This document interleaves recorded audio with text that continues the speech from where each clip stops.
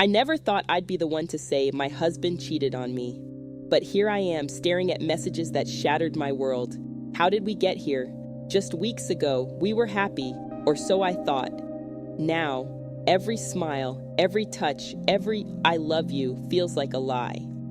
I'm lost, angry, and terrified, but somewhere beneath the pain, there's a voice whispering that I'm stronger than this. That I can survive, maybe even thrive. As I pack my bags, my hand trembling over the necklace he bought for our anniversary, I wonder, is this the end of my marriage or the beginning of my new life?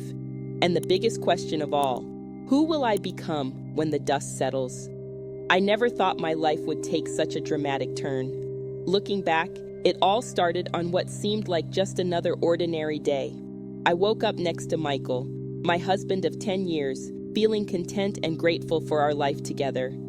As I got ready for my shift at the hospital, I couldn't help but smile at how lucky I felt. "Morning, sleepyhead," I said, gently nudging Michael awake. He mumbled something incoherent and rolled over, making me chuckle. Same old Michael, always struggling to get up in the morning. I headed to the kitchen to make breakfast, humming a little tune. The smell of coffee and toast filled the air as I prepared our usual morning meal. It was a small gesture, but I loved taking care of Michael like this. When he finally stumbled into the kitchen, hair tousled and eyes still heavy with sleep, I handed him his coffee just the way he liked it. "Thanks, Sarah," he said, giving me a sleepy smile. "What would I do without you?" "Probably starve," I teased, stealing a quick kiss before sitting down to eat. We chatted about our plans for the day as we ate. Michael had a big presentation at work, and I wished him luck. He promised to text me how it went, and I felt a warm glow of pride. My husband, the successful businessman. Who would have thought the shy guy I met in college would become such a confident professional? As I left for work, I couldn't resist giving Michael one last hug. "Love you," I said, breathing in his familiar scent. "Love you too," he replied, squeezing me tight. "Have a great day saving lives, Nurse Sarah." At the hospital, I threw myself into my work. Being a nurse wasn't always easy, but it was incredibly rewarding. That day, I spent hours comforting a scared little girl before her surgery. When she finally smiled at me, I felt like I was on top of the world. During my lunch break, I texted Michael to see how his presentation went. His reply came quickly. "Nailed it. Boss loved it. Dinner tonight to celebrate." I grinned at my phone, already looking forward to our evening together. "Absolutely. Your choice of restaurant. So proud of you." The rest of my shift flew by in a whirlwind of patients, charts, and rounds. By the time I clocked out, I was exhausted but satisfied. Helping people always left me with a sense of purpose. I hurried home to get ready for our celebratory dinner. As I was putting on my favorite dress, the blue one Michael always said brought out my eyes, I heard the front door open. "Honey, I'm home," Michael called out, his voice full of excitement. I rushed downstairs to greet him, and he swept me up in a big hug. "You're not going to believe this," he said, his eyes shining. "They're promoting me to lead the new project." "Oh my God, Michael, that's amazing," I squealed, hugging him tightly. "I'm so proud of you." We went out to dinner at our favorite Italian restaurant, the one where we had our first date all those years ago. As we clinked our wine glasses together, I felt like the luckiest woman in the world. "To us," Michael said, smiling at me across the table. "To us," I echoed, my heart full of love and happiness. That night, as we lay in bed together, Michael's arm around me and his breathing slow and steady, I thought about how perfect our life was. We had good jobs, a lovely home, and each other. What more could I possibly want? If only I had known then how quickly everything can change. If only I had seen the signs of what was to come. But in that moment, blissfully unaware of the storm brewing on the horizon, I drifted off to sleep, feeling safe and loved in my husband's arms. Little did I know, this was the calm before the storm. The last moments of blissful ignorance before my world would be turned upside down. But that's the thing about life, isn't it? You never see the curveballs coming until they're hurtling straight for you. I should have known something was off when Michael started spending more time on his phone. At first, I didn't think much of it. After all, his new promotion meant more responsibilities, right? But then I noticed how he'd smile at his screen, the kind of smile that used to be reserved just for me. One evening, I was curled up on the couch, half watching a TV show and waiting for Michael to join me. He was in the kitchen, supposedly finishing up some work emails. I heard his phone chime, followed by a soft chuckle. "What's so funny?" I called out, curious. There was a pause before he answered. "Oh, just a meme John sent. Work stuff, you wouldn't get it." I frowned. Since when did Michael and his coworker John share memes? And since when did Michael use the phrase, "you wouldn't get it," with me? I pushed the thought aside, chalking it up to my overactive imagination. But as the days went by, I couldn't shake the feeling that something had shifted. Michael's phone became like an extension of his hand. At dinner, while watching TV, even during our weekend walks in the park, that damn phone was always there, always demanding his attention. "Earth to Michael," I said one Saturday morning, waving my hand in front of his face. We were supposed to be enjoying breakfast together, but he'd been glued to his screen for the past 10 minutes. He looked up, startled. "Sorry." "A what?" "I asked if you wanted more coffee," I said, trying to keep the irritation out of my voice. "Oh, no thanks. I'm good."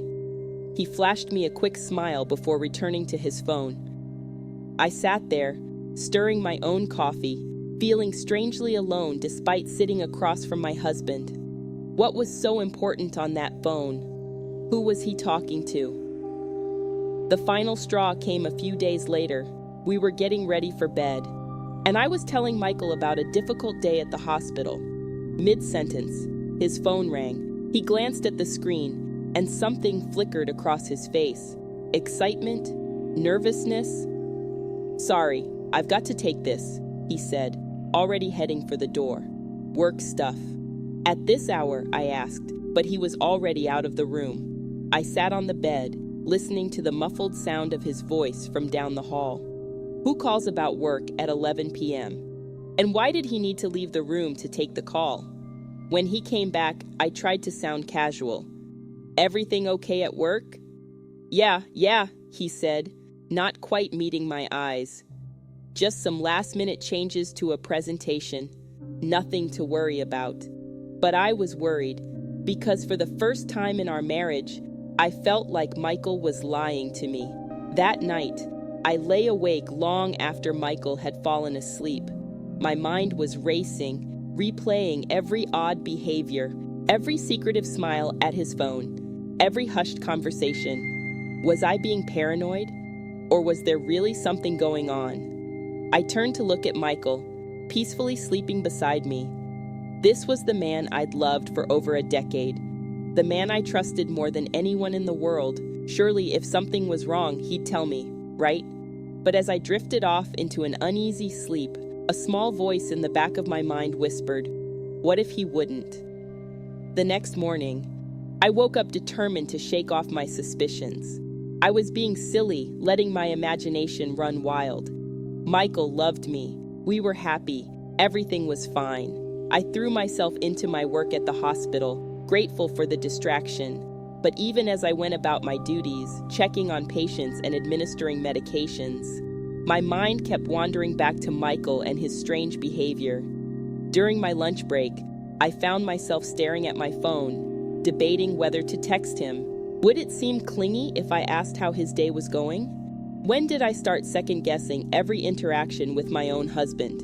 In the end, I sent a simple message. "Hope your day is going well. Love you." I waited, watching the screen, willing those 3 little dots to appear. 5 minutes passed, then 10. No response. By the time my shift ended, I still hadn't heard back from him. The drive home felt longer than usual, my stomach churning with a mix of worry and something else, a feeling I wasn't quite ready to name. As I pulled into our driveway, I saw Michael's car already there. Taking a deep breath, I walked into the house, plastering a smile on my face. "Honey, I'm home," I called out, trying to sound cheerful. I found him in the living room, laptop open on the coffee table, phone in hand. He looked up as I entered, and for a split second, I saw panic in his eyes before he composed himself. "Hey," he said, his voice oddly strained. "How was work?" "Fine," I replied, watching him closely. "Did you get my text?"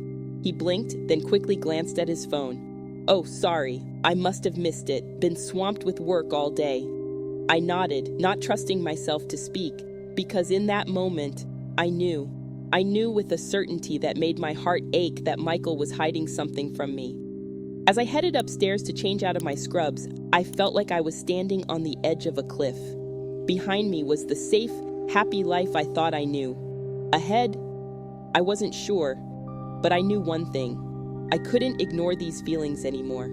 Something was wrong in my marriage, and I was going to find out what it was. The next few weeks were like living in a fog. I kept trying to convince myself that everything was normal, but deep down, I knew it wasn't. Michael's behavior became more and more distant, and I felt like I was living with a stranger. One night, I woke up to find Michael's side of the bed empty. Glancing at the clock, I saw it was 2 a.m. Confused and a little worried, I got up to look for him. As I approached his home office, I heard his voice, speaking in hushed tones. I know, he was saying. "I'm trying to figure it out. It's not that easy." My heart pounded as I stood outside the door, straining to hear. Who was he talking to at this hour? "I can't just leave, okay? It's complicated," Michael continued. Then, after a pause, "I miss you too." I felt like I'd been punched in the gut. "Miss you too." Who was he missing? Before I could hear any more, I hurried back to bed, my mind reeling. The next morning, I tried to act normal as we got ready for work. "You were up late last night," I said casually, watching Michael's reaction. He froze for a split second before answering. "Oh yeah, had some work stuff to finish up." I nodded, fighting back tears. Another lie. At the hospital that day, I couldn't focus on my work. My colleague, Emma, noticed something was off. "Sarah, are you okay?" she asked during our break. "You seem distracted." I forced a smile. "I'm fine, just tired." But I wasn't fine. I was falling apart inside, and I didn't know who to talk to. How could I tell anyone that I suspected my perfect husband, the man everyone admired, might be cheating on me? As the days went by, Michael's late nights at the home office became more frequent. He'd come to bed long after I'd fallen asleep, and sometimes I'd wake up to find him already gone in the morning. One evening, as we were having dinner, a rare occurrence these days, I decided to confront him. "Michael," I began, my voice shaking slightly. "Is everything okay? You've been working so much lately. I feel like I hardly see you anymore." He looked up from his plate, his expression unreadable. "Everything's fine, Sarah. Work's just been crazy with this new project." "But even on weekends," I pressed. "You're always in your office or on your phone. It's like you're avoiding me." Michael sighed, running a hand through his hair. "I'm not avoiding you. I told you, it's just work. Why are you making such a big deal out of this?" His defensive tone caught me off guard. "I'm not making a big deal. I'm just worried about you, about us." "There's nothing to worry about," he snapped. "Can we just have dinner in peace?" I fell silent, pushing my food around my plate. This wasn't my Michael. The Michael I knew would never speak to me like that. Later that night, I lay awake, listening to Michael's steady breathing beside me. How had we gotten here? When did we stop talking to each other? And most importantly, what was he hiding? The next day, I made a decision. If Michael wasn't going to be honest with me, I'd have to find out the truth myself. The thought made me sick to my stomach. But I couldn't go on like this, pretending everything was fine when it clearly wasn't. While Michael was in the shower, I quickly grabbed his phone. My hands shook as I tried to unlock it, but of course, the password had been changed. When had that happened? He used to use my birthday as his password. I heard the shower turn off and quickly put the phone back. As Michael came out of the bathroom, I pretended to be busy getting ready for work. "Have a good day," he said, giving me a quick peck on the cheek before heading out. I watched him go, feeling a mixture of love, anger, and fear. This man, who I'd shared my life with for so long, had become a mystery to me, and I was terrified of what I might discover if I kept digging. But I knew I couldn't stop now. I needed answers, even if they broke my heart. That evening, I called my best friend, Emily. I needed to talk to someone before I went crazy. I said when she picked up, my voice cracking. I think something's wrong with Michael and me. Sarah, what's going on? Her concern was evident even through the phone. I poured out everything, the late-night phone calls, the constant texting, the defensive behavior. As I spoke, it all seemed so clear. How had I not seen it before? Emily listened patiently, then said, Sarah, I hate to say this, but have you considered that he might be cheating? Hearing it said out loud made it real in a way it hadn't been before. I felt like I couldn't breathe. I don't know. I don't want to believe it. I know, honey, Emily said softly, but you need to find out the truth, for your own sake. After we hung up, I sat on the couch, feeling numb. The house that had once been our happy home now felt like a prison of secrets and lies. I looked at our wedding photo on the mantle, remembering how hopeful and in love we'd been. Where had it all gone wrong? That night, when Michael came home late again, I pretended to be asleep. But as soon as I heard his breathing even out, I slipped out of bed. With shaking hands, I opened his laptop. To my surprise, it wasn't password protected. Maybe he thought I'd never snoop. As I scrolled through his emails, my heart racing, I found nothing incriminating. Just as I was about to give up, a chat notification popped up. It was from someone named Amanda. Can't wait to see you tomorrow. Same time, same place. I stared at the words, feeling like the ground had disappeared from under my feet. It was true. All my worst fears were true. As I closed the laptop and crawled back into bed, I turned to look at Michael, still fast asleep, and felt a surge of emotions, anger, hurt, betrayal. How could he do this to me, to us? I got out of bed quietly, not wanting to wake him. I needed time to think, to plan my next move.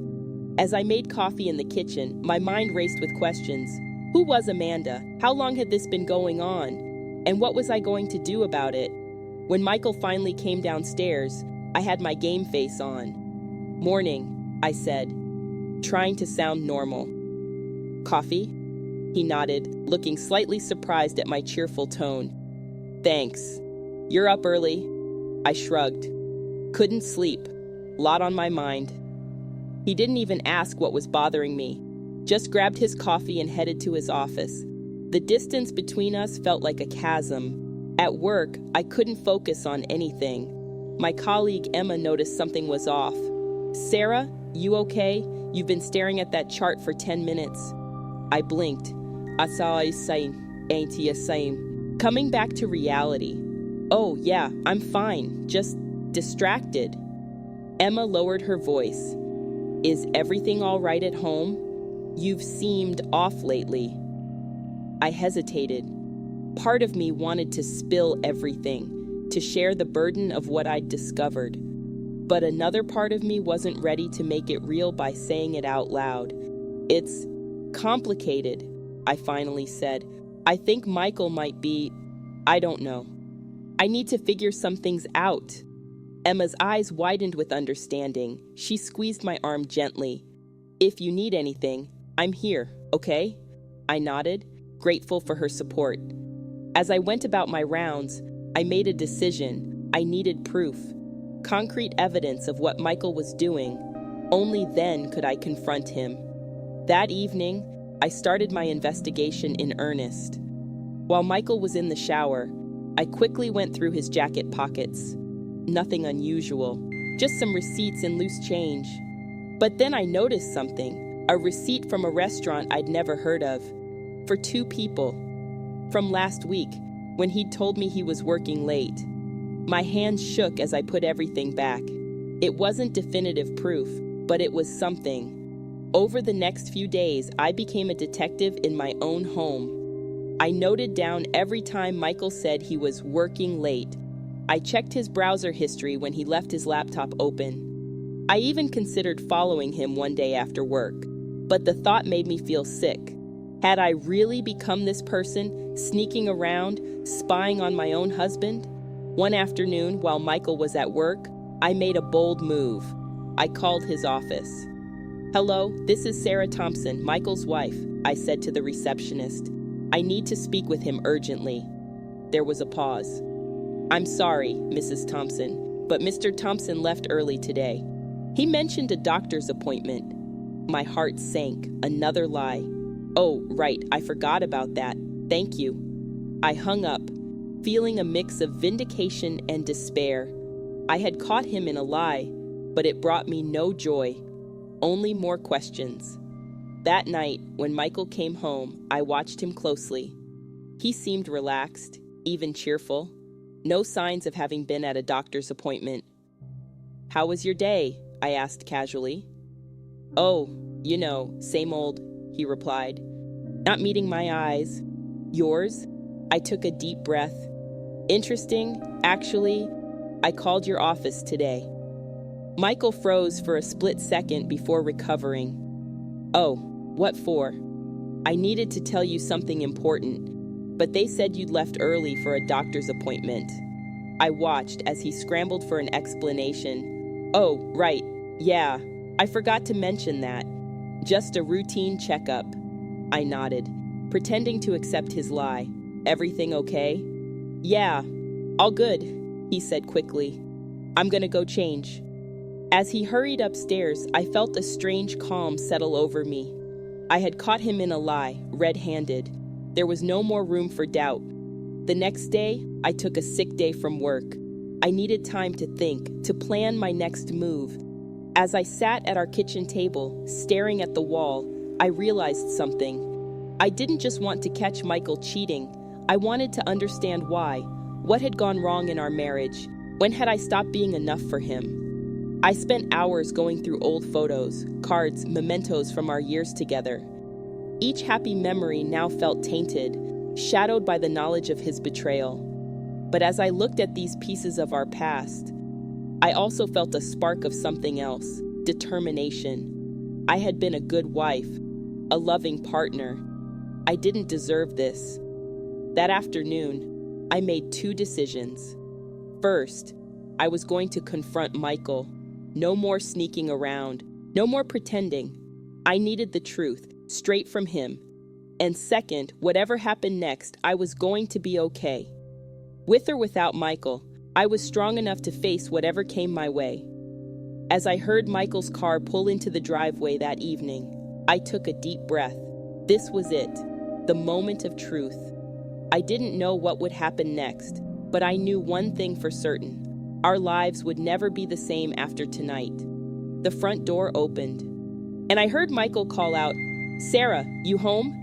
I stood up, my heart pounding, but my resolve firm. In the kitchen, I called back, "We need to talk."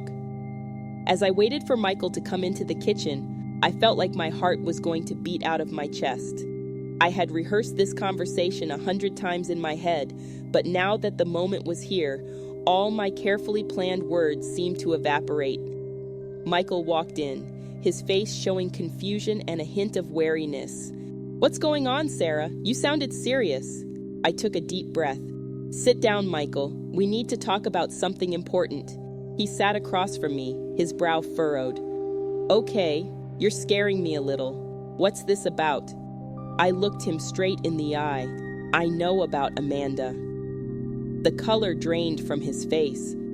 For a moment, he just stared at me, his mouth opening and closing like a fish out of water. Then, he seemed to collect himself. "Amanda, I don't know what you're talking about." I felt a surge of anger. Even now, he was going to lie to my face. "Don't. Just don't. Michael, I saw the messages. I know you've been meeting her. You lied about working late. You lied about doctor's appointments. I want the truth, and I want it now." Michael's shoulders sagged. He ran a hand through his hair, a gesture I used to find endearing. Now it just made me want to scream. Sarah, it's not what you think. Oh, really? I said, my voice dripping with sarcasm. So you're not having an affair? You haven't been lying to me for weeks, maybe months? It's complicated, he mumbled. I slammed my hand on the table, making him jump. Then uncomplicate it for me, Michael. What the hell is going on? He sighed deeply. Amanda she's a coworker. We've been working on a big project together, that's all. I laughed bitterly. A project? Is that what they're calling it these days?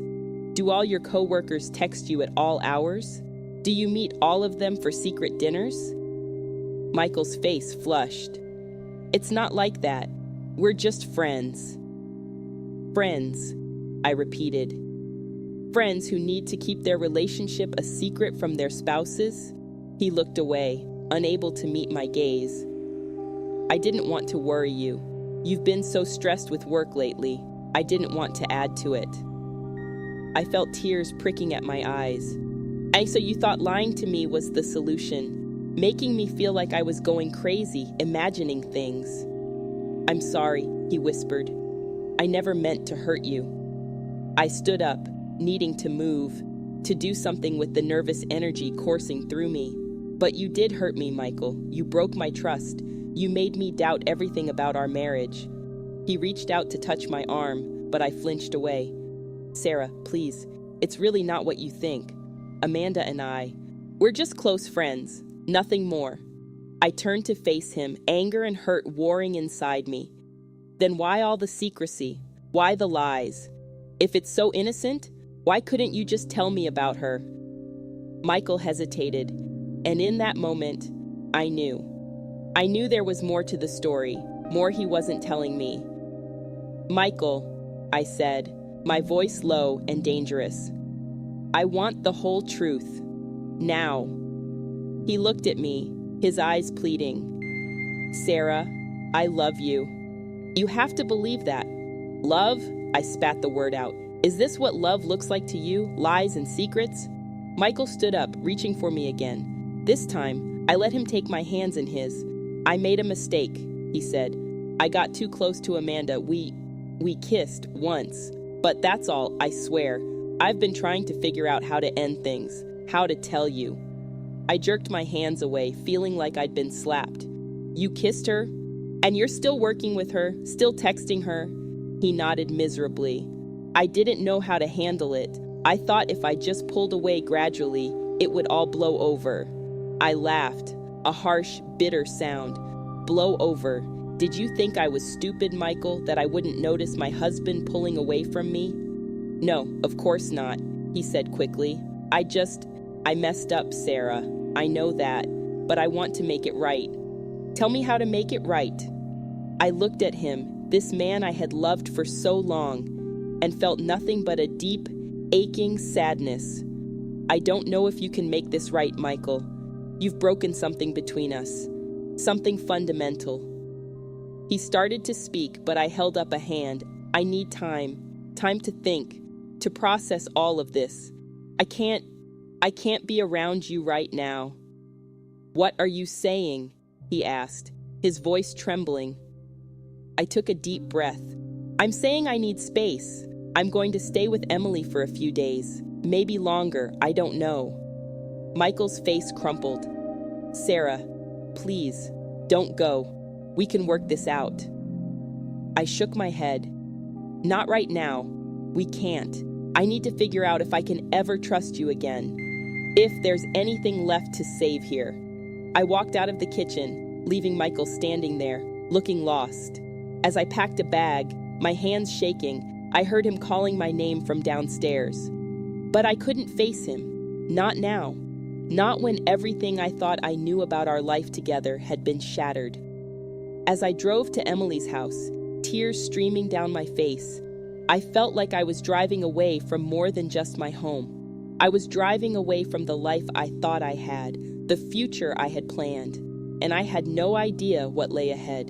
The next few days at Emily's were a blur. I alternated between crying my eyes out and feeling numb to everything. Emily was amazing, giving me space when I needed it and offering a shoulder to cry on when the pain became too much. "I just don't understand," I said to her one evening, curled up on her couch with a cup of tea.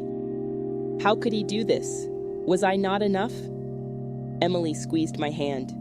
"This isn't about you, Sarah. Michael made his choices. You didn't force him to lie or cheat." I nodded. But deep down, I couldn't shake the feeling that I had somehow failed as a wife. Maybe if I had been more attentive, more exciting, more something, Michael wouldn't have strayed. My phone buzzed constantly with messages from Michael. At first, I ignored them all, but curiosity got the better of me. I found myself reading them late at night, tears streaming down my face. "Sarah, please come home. We can work this out. I'm so sorry. I never meant to hurt you. I love you. Only you. Please give me another chance." Each message was like a knife to my heart. Part of me wanted to believe him, to go back to the life we had. But another part, a stronger part, knew that things could never be the same. After a week at Emily's, I decided I needed to face reality. I couldn't hide forever. I had to go back home and figure out what I wanted to do next. As I pulled into our driveway, my hands were shaking. The house looked the same, but it felt different, tainted. I took a deep breath and walked in. Michael was in the living room, looking like he hadn't slept in days. When he saw me, he jumped up. "Sarah, you're home." I held up a hand to stop him from coming closer. "I'm just here to get some more clothes and talk. This doesn't mean I'm staying." His face fell, but he nodded. "Okay, can we sit? Talk?" We sat on opposite ends of the couch, the distance between us feeling like miles. Michael started talking, his words tumbling out in a rush. "Sarah, I'm so sorry. I know I messed up. I know I hurt you. But I want to make this right. I've ended things with Amanda completely. I've asked for a transfer at work so I won't have to see her anymore. Please, just tell me what I need to do to fix this." I listened, my heart aching. Part of me wanted to forgive him, to fall into his arms and pretend none of this had ever happened. But I couldn't. Not yet. Maybe not ever. "Michael," I said, my voice barely above a whisper. "It's not that simple. You broke my trust. You lied to me for weeks. How am I supposed to believe anything you say now?" He reached for my hand, but I pulled away. "I know," he said, his voice cracking. "I know I messed up, but Sarah, you're the love of my life. We can get through this. We can go to counseling, work on our communication, whatever it takes." I stood up, needing to put some physical distance between us. "I don't know if I want to get through this, Michael. I don't know if I can ever look at you the same way again." His face crumpled. "What are you saying?" I took a deep breath. "I'm saying I need more time, and I think I need to talk to someone, a therapist, to help me sort through all of this." Michael nodded eagerly. "Of course. Whatever you need. We can go together, or separately. Whatever you want." I shook my head. "No, Michael, I need to do this on my own. I need to figure out what I want, without you influencing me." He looked like I'd slapped him. "So, what now?" "Now," I said, "I'm going to pack some more clothes. I'm going to stay with Emily for a while longer. I'll let you know when I'm ready to talk more." As I headed upstairs to our bedroom, I heard Michael call out, "I love you, Sarah. Please don't give up on us." I paused on the stairs, fighting back tears. "I love you too, Michael, but right now, that's not enough." In our room, I quickly packed a suitcase, trying not to look at the photos of us on the dresser. Happy, smiling faces that now felt like they belonged to different people. As I was zipping up my suitcase, something caught my eye. A small velvet box, partially hidden under some papers on Michael's nightstand. My curiosity got the better of me, and I opened it. Inside was a beautiful diamond necklace. My heart sank. Was this for Amanda? Had he been planning to leave me after all? With shaking hands, I picked up the note tucked inside the box. As I read it, tears started falling. "To my beautiful wife, Sarah, happy anniversary. I love you more today than the day we met. Always and forever, Michael. Our anniversary. In all the chaos, I had completely forgotten. It was supposed to be next week. I sat on the bed, clutching the necklace, feeling more confused than ever. If Michael had been planning this romantic gesture, how could he have also been carrying on with Amanda? Nothing made sense anymore. I heard Michael's footsteps on the stairs and quickly put the necklace back, wiping my tears. When he appeared in the doorway, I was composed again. "I'm leaving now," I said, grabbing my suitcase. I'll be in touch." Michael nodded, looking defeated. "I'll be here whenever you're ready." As I drove away, my mind was swirling. The necklace, the affair, the lies, the apologies. It was all too much. I needed time to think, to breathe, to figure out what I really wanted. One thing was clear, though. Things couldn't go back to the way they were. Whether I decided to fight for my marriage or walk away, I knew I had to be stronger. I had to put myself first for once. The road ahead was unclear, but for the first time in weeks, I felt a glimmer of hope. Whatever happened next, I would face it on my own terms. The next few weeks were a roller coaster of emotions. I threw myself into work, picking up extra shifts at the hospital to keep my mind occupied. My colleagues were supportive, though I could see the pity in their eyes. I hated it. One particularly rough day, I was changing an IV when my hand started shaking uncontrollably. Emma, my friend and fellow nurse, noticed immediately. "Sarah, take a break. I've got this," she said, gently pushing me aside. I nodded, grateful, and headed to the break room. As I sat there, trying to pull myself together, Emma came in. "Okay, spill, what's really going on?" she asked, sitting next to me. I took a deep breath. "I found out Michael's been seeing someone else." Emma's eyes widened. "Oh, Sarah, I'm so sorry. That bastard." I laughed weakly. "Yeah, well, it's complicated." And it was. Despite everything, I couldn't bring myself to hate Michael. I was angry, hurt, betrayed. But hate? That was beyond me. "Have you talked to him since?" Emma asked. I nodded. "A few times. He keeps begging for another chance. Says he'll do anything to fix this." "And what do you want?" That was the million-dollar question, wasn't it? What did I want? "I don't know," I admitted. "Part of me wants to forgive him, to try and salvage our marriage, but another part wants to kick his cheating ass to the curb." Emma finished for me. I smiled despite myself. Something like that. That night, as I lay in bed at Emily's place, I couldn't sleep.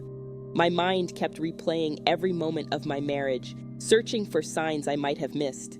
Was I so blind? Or was Michael just that good at hiding things? My phone buzzed with a text. It was Michael. "I miss you. Please come home."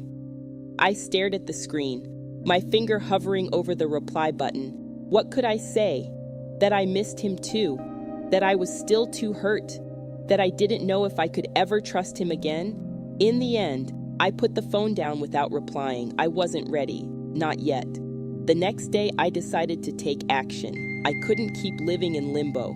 I needed answers, closure, something. So I did what any self-respecting woman would do in my situation. I decided to confront Amanda. I knew it was probably a bad idea, but I couldn't help myself. I needed to see this woman, to understand what she had that I didn't. I found out where she worked from a quick social media search. It wasn't hard. Michael's company wasn't that big. I took a day off work and waited outside her office building. When I saw her walk out, my heart started racing. She was pretty, sure, but not the bombshell I'd imagined, just normal, like me. "Amanda?" I called out, my voice steadier than I felt. She turned, looking confused. "Yes? Can I help you?" I took a deep breath. "I'm Sarah, Michael Thompson's wife." The color drained from her face. Oh God. We ended up in a nearby coffee shop. Amanda looked like she wanted to be anywhere else. And honestly, so did I. But I needed this. I'm not here to cause a scene, I said, my hands wrapped tightly around my coffee cup. I need to understand. Amanda nodded, not meeting my eyes. I'm so sorry, Sarah. I never meant for any of this to happen. I laughed bitterly. Funny, that's exactly what Michael said. She flinched. It wasn't an affair, not really. We got close working on a project, and things just escalated. Did you know he was married? I asked, dreading the answer. Amanda nodded miserably. Yes. He talked about you all the time, how much he loved you. I don't know what I thought. I felt a strange mix of vindication and despair. So Michael had talked about me, had thought about me, but it hadn't been enough to stop him. Why? I asked, my voice barely above a whisper. Why did you do it? Amanda looked at me then, her eyes filled with tears. I don't know. We were working late nights, sharing our frustrations, our dreams. It felt special, but it was stupid and selfish, and I'm so sorry. I nodded, not trusting myself to speak. Part of me wanted to scream at her, to blame her for ruining my life. But I knew that wasn't fair. She hadn't made vows to me. Michael had. As I left the coffee shop, I felt different, not better exactly, but clearer. Seeing Amanda, hearing her side of the story, had made everything more real. This wasn't some nightmare I could wake up from. This was my life now. I walked to a nearby park and sat on a bench, watching families play and couples stroll hand in hand. My phone buzzed again. Another text from Michael. I love you. Please come home so we can talk. This time, I replied, okay, we need to talk. As I hit send, I felt a strange sense of calm wash over me. I didn't know what would happen next, but I knew I was ready to face it. Whatever decision I made, it would be mine, not based on fear or guilt, or what anyone else thought I should do. For the first time in weeks, I felt like myself again. Stronger, maybe, definitely wiser, and ready to take control of my life, whatever that might mean. I stood up, took a deep breath of the crisp autumn air, and headed home. To Michael, to our house, to the conversation that would decide the rest of my life. As I drove, I realized something. No matter what happened with Michael, no matter what I decided, I would be okay. Because I was more than just Michael's wife. I was Sarah, and Sarah was pretty damn amazing on her own. As I pulled into our driveway, my heart was pounding so hard I thought it might burst out of my chest. This was it, the moment of truth. I took a deep breath, steeling myself for what was to come. Michael must have been watching for me because the front door opened before I even got out of the car. He looked awful, unshaven, dark circles under his eyes, wearing the same ratty t-shirt I'd seen him in days ago. Sarah, he breathed, relief evident in his voice. You came back. I nodded, brushing past him into the house. The familiarity of it all hit me like a ton of bricks. The smell of Michael's cologne, the soft ticking of the grandfather clock in the hallway, the family photos lining the walls. It felt like home, but also like a stranger's house. We need to talk, I said, turning to face him. Michael nodded eagerly. Yes, of course. Whatever you want, I'm just so glad you're here. We settled in the living room, sitting on opposite ends of the couch. The distance between us felt both too much and not enough. I saw Amanda, I said, watching his reaction carefully. Michael's face paled. You, what? Why?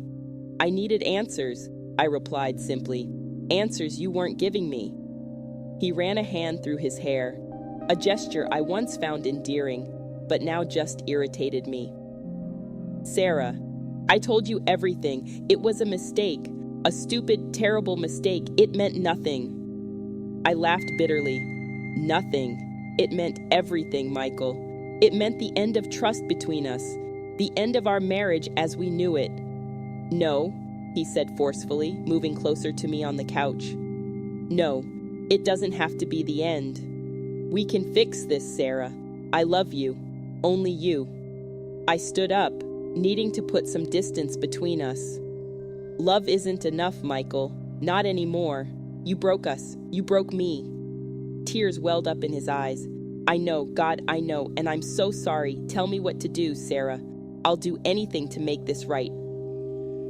I turned to look at him, really look at him. This man I had loved for so long, who I had built a life with, who had shattered everything with his lies and betrayal. I don't know if you can make this right, I said softly. I don't know if I want you to. Michael's face crumpled. What are you saying? I took a deep breath. I'm saying I don't know if I can forgive you or if I even want to try. He stood up, reaching for me. Sarah, please. We've been through so much together. We can get through this too. I'll go to counseling. I'll quit my job. Anything you want. I stepped back, avoiding his touch. It's not about what I want you to do, Michael. It's about what you've already done. You lied to me for weeks. You betrayed our vows. How can I ever trust you again?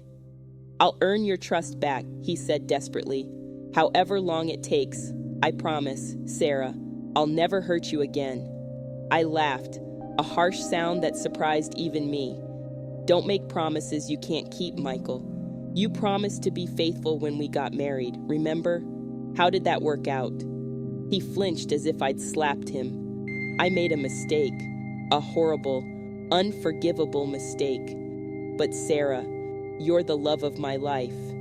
Please, don't throw away everything we have over one stupid error in judgment. I felt my anger rising. One error in judgment? Is that what you call weeks of lying? Sneaking around behind my back? Making me feel like I was going crazy? Michael reached for me again, and this time I let him take my hands. I know how much I've hurt you, and I'll regret it for the rest of my life. But Sarah, we can get past this. We're stronger than this. I looked into his eyes. I was searching for something. The man I fell in love with, maybe. The man I thought would never hurt me. I don't know if we are, I said softly. I don't know if I am. Michael's grip on my hands tightened. You are. You're the strongest person I know, Sarah. And I love you more than anything in this world. Please, give me a chance to prove it to you. I pulled my hands away gently. I need time, Michael. Time to think, to process all of this. I can't just forgive and forget. He nodded, looking defeated. I understand. Take all the time you need. I'll be here, waiting, for as long as it takes. I picked up my bag, ready to leave again. But as I reached the door, I turned back. Why, Michael? Why did you do it? He looked at me, his eyes filled with regret and something else. Fear. I don't know, he said softly. I was stupid and selfish and I don't know. It wasn't about you, Sarah. You're perfect. It was my own insecurities, my own failings. I nodded, not sure if his answer made me feel better or worse. I'll be in touch, I said, opening the door. Sarah, Michael called out as I stepped outside. I paused, looking back at him. I love you, always. I felt tears pricking at my eyes. I love you too, Michael. But right now, I don't like you very much. As I drove away, I felt a strange mix of emotions, anger, hurt, confusion, but also, unexpectedly, a sense of freedom. For the first time in weeks, I felt like I was in control. Whatever happened next, it would be my choice. I didn't know if I could forgive Michael. I didn't know if our marriage could survive this. But I did know one thing. I was stronger than I'd ever given myself credit for. And no matter what, I would be okay. As I pulled up to Emily's house, where I'd been staying, I took a deep breath. The future was uncertain, but for the first time in a long time, I felt ready to face it. With or without Michael, I would find my way. The days after my confrontation with Michael blurred together. I felt like I was living in a fog, going through the motions of life without really feeling anything. Emily tried her best to cheer me up, but even her relentless optimism couldn't penetrate the cloud of sadness that seemed to follow me everywhere. One morning, as I was getting ready for work, I caught sight of myself in the mirror. I barely recognized the woman staring back at me, pale, drawn, with dark circles under my eyes. When had I become this shadow of myself? Enough, I muttered to my reflection. Enough wallowing. I called in sick to work that day. Instead, I went for a long walk in the park, trying to clear my head. As I watched families playing and couples strolling hand in hand, I felt a pang in my chest. Would I ever have that again? Did I even want it? When I got back to Emily's, I made a decision. I couldn't keep living like this, in limbo. I needed to take control of my life again. I started small. I joined a gym, hoping that physical activity might help lift my mood. The first few sessions were torture. I was so out of shape. But gradually, I started to feel stronger, more energized. Next, I decided to tackle my career. I'd always dreamed of becoming a nurse practitioner, but had put it off, thinking I didn't have the time or energy. Well, now I had nothing but time. I researched programs, filled out applications, and even reached out to some of my old professors for recommendations. It felt good to be working towards something, to have a goal that was just for me. Of course, there were still bad days. Days when I'd see a happy couple and feel a stab of envy and pain. Days when I'd pick up my phone a dozen times, my finger hovering over Michael's number, before putting it down again. But slowly, almost imperceptibly, things started to get better. I started to remember who I was before I was Michael's wife. Sarah, the ambitious nurse with big dreams. Sarah, the loyal friend. Sarah, the woman who could make it on her own. One evening, about a month after my confrontation with Michael, Emily cornered me in the kitchen. "Okay, Spill," she said, hands on her hips. "What's going on with you?" I looked at her, confused. What do you mean?"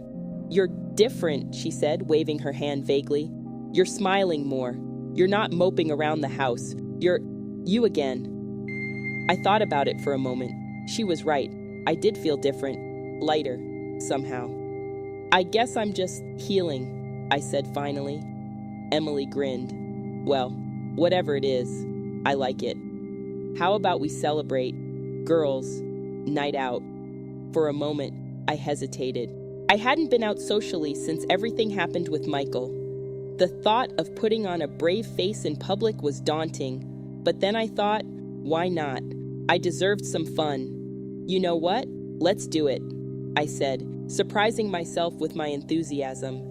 That night, as Emily and I got ready to go out, I felt a flutter of excitement in my stomach. I put on my favorite dress, the one that always made me feel confident, and actually took the time to do my makeup. When I looked in the mirror, I saw a glimpse of the old Sarah. But there was something else too, a strength in my eyes that hadn't been there before. We went to a new bar downtown, the kind of place with fancy cocktails and live music. As we sipped our drinks and people watched, I felt myself relaxing for the first time in months. "So," Emily said, giving me a sly look over her martini glass, "have you thought about dating again?" I nearly choked on my drink. "Dating, Emily?" "I'm still technically married," she shrugged. "I'm not saying you should jump into anything serious, but maybe it wouldn't hurt to remember that there are other fish in the sea." I shook my head, laughing. "I think I need to focus on myself for a while. Figure out who I am without Michael." Emily nodded approvingly. "That's my girl. Self-love first." As the night wore on, I found myself actually having fun. I laughed at Emily's jokes, danced to the music, and even flirted a little with the cute bartender. It felt good to just be Sarah again, not Michael's wife or the woman who got cheated on. When we got home, pleasantly buzzed and giggling like teenagers, I flopped onto my bed with a contented sigh. For the first time in a long time, I felt hopeful about the future. The next morning, I woke up with a slight hangover but a renewed sense of purpose. I pulled out my laptop and started working on my application for the nurse practitioner program. As I typed, I felt a surge of excitement. This was the first step towards my new life, whatever that might look like. Midway through the morning, my phone buzzed. It was a text from Michael. My heart did a little flip, but it wasn't the same panicky feeling I used to get. I opened the message. I hope you're doing okay. I miss you. Can we talk soon? I stared at the screen for a long moment. A month ago, this message would have sent me into a tailspin of emotions. Now, I felt calm. I typed out a reply, I'm doing better. I'll let you know when I'm ready to talk. As I hit send, I realized something. I wasn't angry anymore. The hurt was still there, a dull ache in my chest, but it wasn't all-consuming like it used to be. I was moving forward, one small step at a time. I turned back to my laptop, to my future. I didn't know what would happen with Michael, if we tried to work things out or if our marriage was truly over. But I did know one thing. Whatever happened, I would be okay. Because I was rediscovering myself, the strong, capable woman I'd always been. As I continued filling out my application, I felt a smile spreading across my face. For the first time in a long time, I was excited about the future, my future, whatever it might hold. The day I got accepted into the nurse practitioner program was the day everything changed. I was at work when the email came through, and I nearly dropped my phone in excitement. My colleagues gathered around, curious about my sudden outburst. I got in, I exclaimed, tears of joy streaming down my face. I'm going to be a nurse practitioner. The congratulations poured in, hugs and pats on the back from everyone. For a moment, I forgot about all the drama with Michael. This was my moment, my achievement. As I drove home that evening, I couldn't stop smiling. I'd done this on my own, without Michael's support or influence. It was all me. When I got to Emily's place, I burst through the door, waving my phone. I got in, she squealed and hugged me tight. I knew you would. Oh, Sarah, I'm so proud of you. We celebrated with a bottle of wine and takeout, laughing and talking late into the night. As we clinked our glasses, Emily gave me a serious look. You know what this means, right? She said. You need to make a decision about Michael. My smile faltered a bit. In all the excitement, I'd almost forgotten about that particular complication. I know. I sighed. I can't keep avoiding him forever. The next morning, nursing a slight hangover, I texted Michael. We need to talk. Can you meet me at the park this afternoon? His reply was almost instant. Of course. 2 p.m.? I took a deep breath. This was it, the moment of truth. When I arrived at the park, Michael was already there, sitting on a bench. He looked different. Thinner, maybe. Tired. But when he saw me, his face lit up. Sarah, he said, standing up. You look great. I gave him a small smile. Thanks. Shall we walk? We strolled in silence for a few minutes, the tension palpable between us. Finally, I couldn't take it anymore. I got accepted into a nurse practitioner program, I blurted out. Michael's eyes widened. Sarah, that's amazing. Congratulations. I know how much you've always wanted that. I nodded, feeling a mix of pride and sadness. Thanks. It's a big step. He hesitated for a moment. Does this mean, are you coming home? I stopped walking and turned to face him. Michael, I can't. Not right now. His face fell, but he nodded. I understand. I've hurt you so badly, and I know I don't deserve your forgiveness. It's not about forgiveness, I said softly. It's about trust. And right now, I need to trust myself, to focus on my own growth. Michael's eyes filled with tears. I've ruined everything, haven't I? I felt a lump in my throat.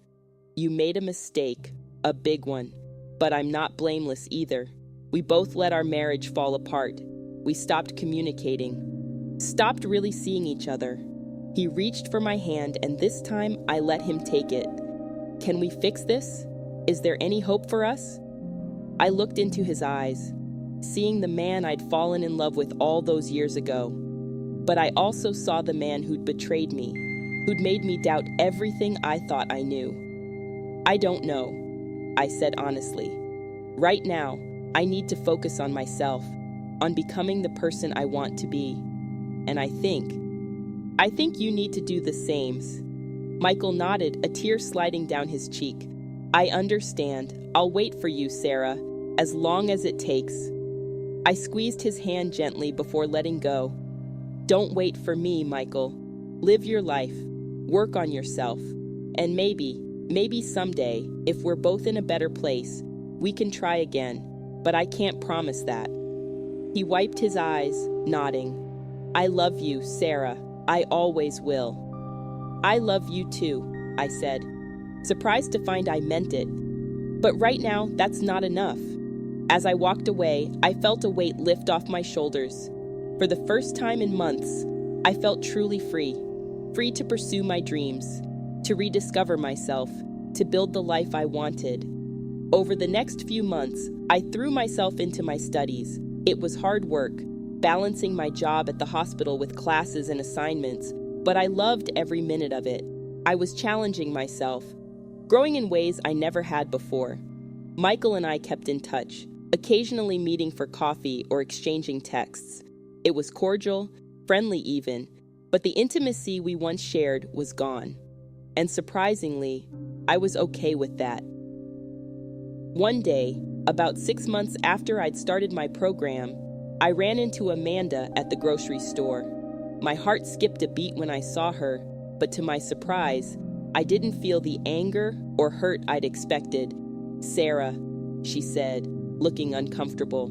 Hey, how are you? I smiled, genuinely. I'm good, Amanda, really good. How are you? We chatted for a few minutes, and I was surprised to find I didn't hate her. She was just a person who'd made a mistake, like Michael, like me. As I drove home that day, I realized something. I'd forgiven them both. Not for their sake, but for mine. I'd let go of the anger and hurt that had been weighing me down. That night, I called Michael. I think it's time we finalize the divorce, I said gently. There was a long pause on the other end. Are you sure? He finally asked. I'm sure, I replied. We've both changed, Michael. We're not the same people who got married all those years ago, and that's okay. He sighed deeply. You're right, I'll always love you, Sarah. I'll always love you too, I said, surprised to find I meant it. But sometimes love isn't enough. We deserve to be happy, both of us. As I hung up the phone, I felt a sense of peace wash over me. This wasn't the end I'd imagined for us, but it was a new beginning. For both of us. The next day, I woke up feeling lighter than I had in years. I had a full day of classes ahead, followed by a shift at the hospital. My life was busy, challenging, and completely my own. As I got ready for my day, I caught sight of myself in the mirror. The woman looking back at me was strong, confident, and happy. She'd been through hell and come out the other side, stronger for it. I smiled at my reflection. Look out, world, I whispered. Here comes Sarah. And with that, I stepped out into the sunshine, ready to face whatever life had in store for me next.